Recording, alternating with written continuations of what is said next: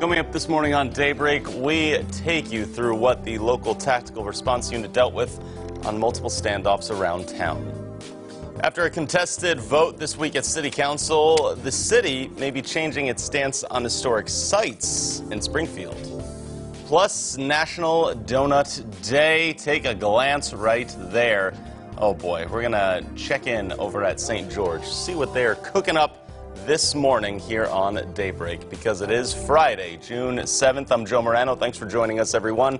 Lauren Barnes has the morning off. We are getting set for those donuts because Beth Finello's in for Elisa this morning. And Beth, I know you're always in the mood for a donut, right? I love donuts. Who isn't, though? I could really eat all kinds of donuts. My favorite, though, is blueberry cake. So Hannah and Tim, if you can hear me, blueberry cake, please. I was just going to say, Hannah Zettel's there.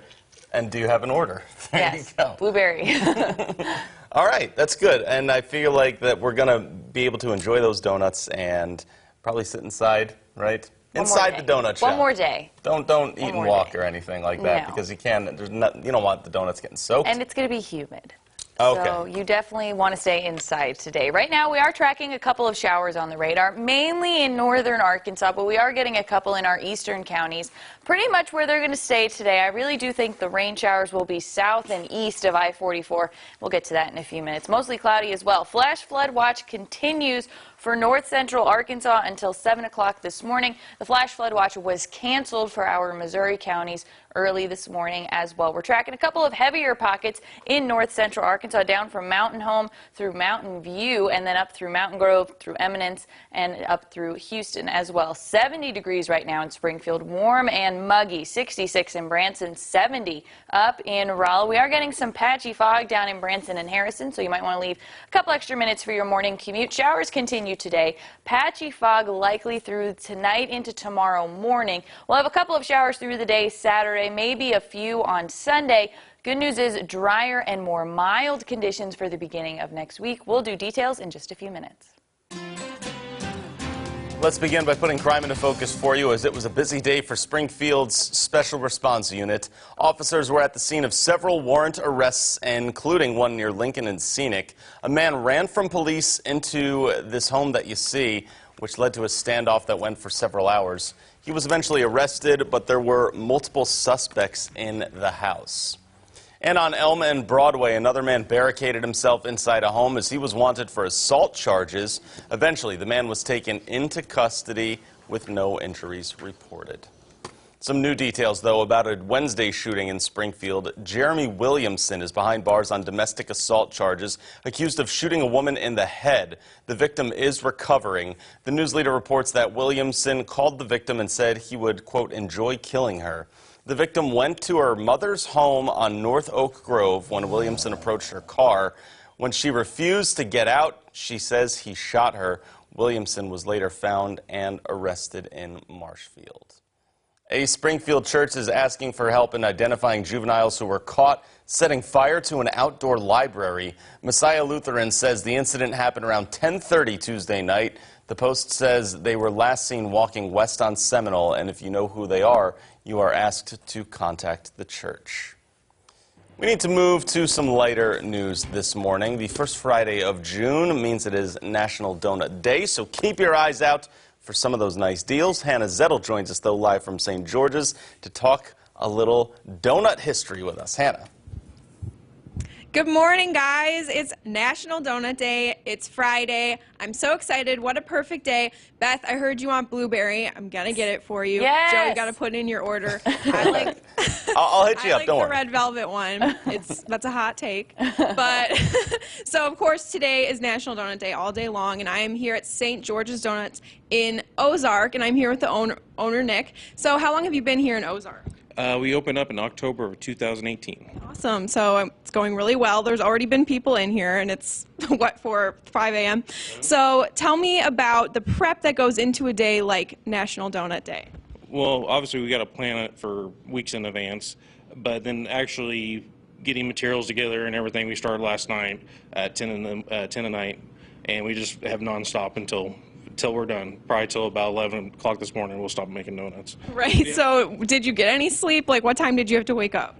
I got up at midnight, and I got a little bit of sleep, about 4 or 5 hours, so Right. a little nervous getting today going. So, Well, the shelves are totally stocked with donuts so far. What is the most popular donut? glazed donut is always the most popular, and then probably like an old fashioned would be the next. So. Right, the ones that go good with coffee, the best ones. Yeah. So you guys have a deal going on for National Donut Day. Tell us about that. Yeah, you buy any drink that we have, you get a free donut, cake or glaze, whatever you choose on that. So. Awesome, great. So yeah, this is the Ozark location. That's happening at the other locations too, right? Yeah, at all the Sunshine and the National location are both doing the same thing. Perfect. So you heard it here first. Get up, go get a donut with your coffee this morning, and have a great Friday here on National Donut Day. We'll be back in a little bit, but in Ozark, Hannah Zettel, Ozark's First. All right, thank you, Hannah. We move on now. Springfield city policy may be changing when it comes to potential historic landmarks. The mayor wants to require property owners' consent in order to make a building a historic one. This comes after a city council session earlier this week. You may remember we reported on council members failed to approve making a building on South Lone Pine Avenue a landmark. After what happened at council, the mayor wants to revisit property rights. Mary Lily Smith with the city describes this as a philosophical type debate. Oftentimes, historic preservation is preserving the property from the property owner doing something that would harm the architectural integrity of the structure. The other side is that there are private property rights involved there. And are we somehow diminishing the property rights of the property owner by placing this restriction?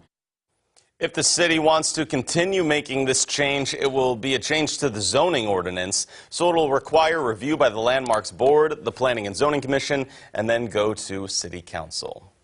Community Partnership of the Ozarks is expanding its effort to fight drug abuse by teaming up with local pharmacies. It's common that a few times a year, area businesses and law enforcement do drug take-back days where people come and drop off unused, expired, or unwanted medications so they're safely disposed of. The idea now is to have permanent locations so they can be getting rid of any time. Chris Davis of the partnership says the drop boxes can help prevent young people from accessing drugs. One of the things that we know is availability of these drugs for misuse are one of the main reasons why youth are accessing them. If they're easy to get, and the research shows that youth get it mainly from their home medicine cabinets or family members' medicine cabinets. For a full list of drug take-back boxes, you can find that when you see our story on the homepage of ozarksfirst.com. Today is the first Friday art walk around downtown, and the MSU Brick City Art Gallery will still be open. Students and staff in the Missouri State Art and Design program will sell artwork to raise money for Emily Cunningham, who's a sculpting student injured in a motorcycle accident last month. She and her brother were hospitalized after driving on an oil-slicked road.